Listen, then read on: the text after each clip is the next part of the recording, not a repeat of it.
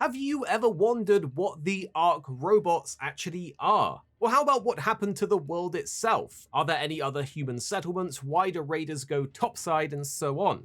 Well, there's actually a bunch of really cool and interesting lore that the game doesn't really tell you unless you go looking for it. While we aren't a lore channel, we do love a good world and story. We love learning more about the games we enjoy playing and getting an understanding of the story behind them and what we're experiencing while playing. So we thought some of you may want to know what exactly is going on too, in between blasting all of those rat players away and all of those don't shoot emotes that you hear.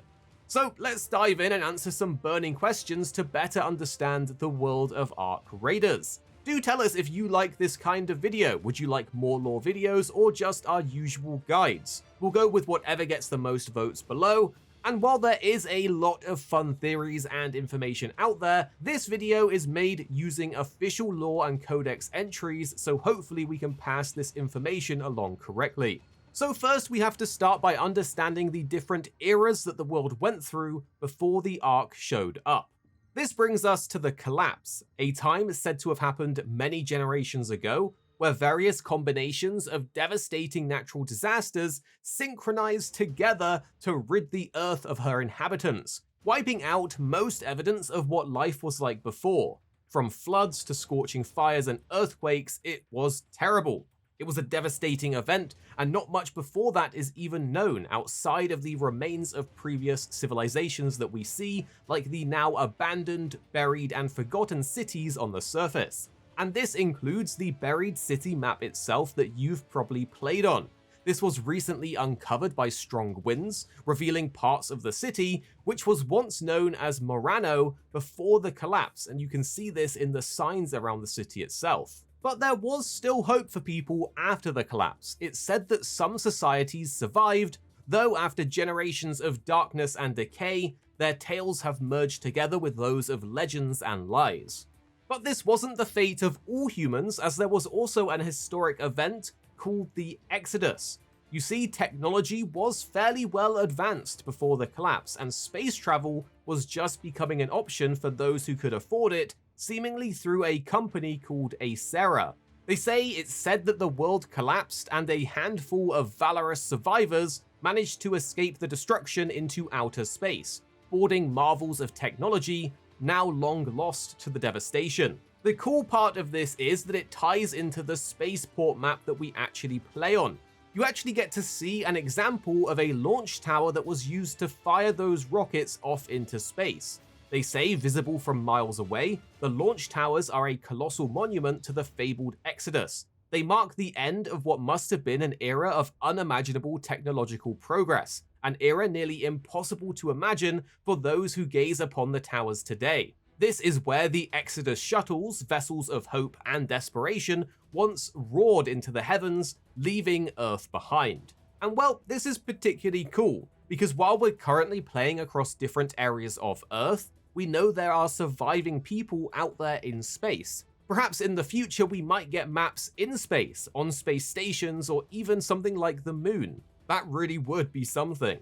Another cool thing to know about the Exodus is the network of tunnels, tubes, and extract points that we use in-game to ride out to the different map locations, and these were actually built during the Exodus's construction efforts for transporting tons of materials between major sites, creating a vast network of cargo elevators and rapid transport systems, which have now been repurposed and integrated into a civilian metro line.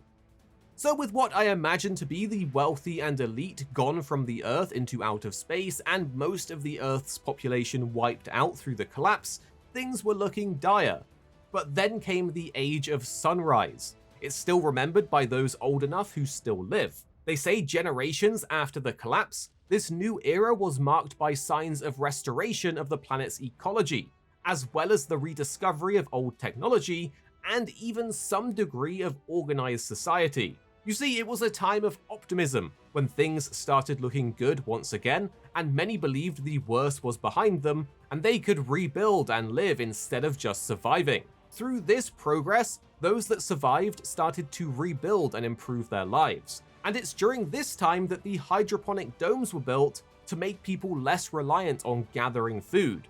We can actually see and explore these domes in the Dam Battlegrounds map. They say they're situated in the fetid swamp by the Alcantara Dam. The hydroponic domes are both makeshift and more recent than the other structures in the area. It is said they've been built during the era of Sunrise, an optimistic experiment to turn society less reliant on gathered roots, mushrooms, and berries. So humanity had a brief pause and a breather between all of the disasters, and then, well, things went from bad to worse. The Ark arrived in a historic event known as the First Wave, said to be burnt into the memories of those who lived to tell the tale. You see, Ark robots began raining down from the skies in large numbers, wiping out any semblance of progress and stability from the era of Sunrise. The First Wave Ark, however, were very different from those we fight in-game now. They were completely rudimentary, and the first raiders very quickly found and targeted their weaknesses. They even built an extensive network of outposts and defensive structures to help support their resistance, many of which are still seen topside in the maps now.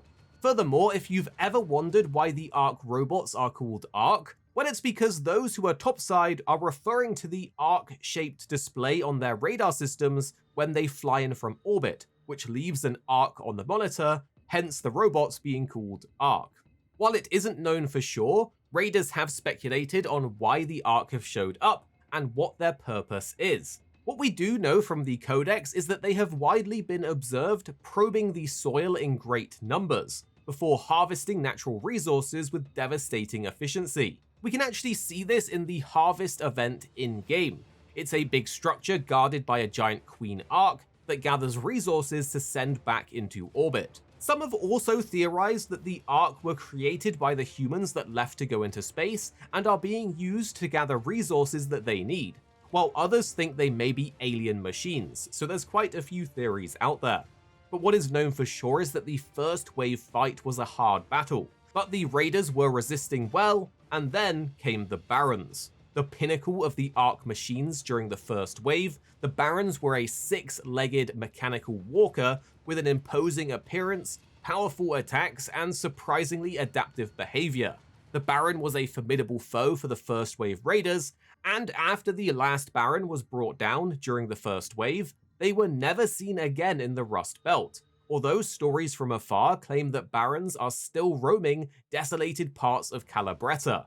A really cool thing is that you can actually find the ruined and rusted husks of Barons out in the in-game maps. They stand as a reminder of the impact of the first wave. The first wave eventually ended with the Battle of Victory Ridge, which actually happened on the Dam Battlegrounds map itself. They say the Victory Ridge is a rocky outcrop west of the Alcantara Dam. It was the scene of a fierce battle between Ark and organized raiders fighting from elevated positions along the ridge. The battle then marked the end of the first wave. So, humanity basically beat the Ark back. But the Ark are clever and they do adapt. We know from the codex that the Ark's security forces are constantly refining their designs and tactics in the face of new threats. And so this brings us to now when we play, during what is called the second wave, a return of the Ark robots, but this time they've been improved and upgraded. The rudimentary machines of the first wave were nothing compared to the now sophisticated designs of the second. This forced humanity to hide underground, leading to a constant arms race between raiders and Ark. Much of the gear we actually use in-game is the result of reverse-engineered Ark tech. We know that inventors across Toledo have sought to repurpose Ark technology in a way to stay ahead, leading to the development of energy-based shields and various makeshift gadgets and grenades. So it's pretty cool that the shields we get in-game are actually made from Ark tech. And then we have Speranza, the oldest neighborhood of the underground city of Toledo. It was established as an independent settlement at the start of the second wave, and it was built into old subterranean infrastructure and buildings that were swallowed by sinkholes in the past. But the entire underground city of Toledo is much bigger, and it's made up of a patchwork collection of secluded neighborhoods that are isolated communities as they're very far away from each other and separated by rubble. They tend to look out for their own, but they have been known to collaborate together in the past. And this is where we as raiders come in. We are the only source of rare goods for most of the inhabitants of Toledo. But with these different isolated neighborhoods, it's caused raiders to become territorial and hostile to each other, and this is reflected in the PvP of the game. Everyone is out for themselves and their community, trying to get the best loot back home, even if it means taking it off another raider. So there is some really cool lore behind the world, the Ark robots, the maps, and the things we encounter in-game. It's been really fun diving into all of this and learning more about the game, so do tell us if you want more lore videos or just more guides. We're happy to do either. And if you enjoyed this, a quick like is a great way to support us as well. And I'll see you guys in the next one. Here at Arix Gaming, we're two friends who love to play games. You have me, Paradise, as well as 26. Our goal is to keep the videos as concise as possible by cutting out any of the fluff and focusing on what really matters with high quality videos. So make sure you're subscribed down below for more videos on your favorite games coming very, very soon.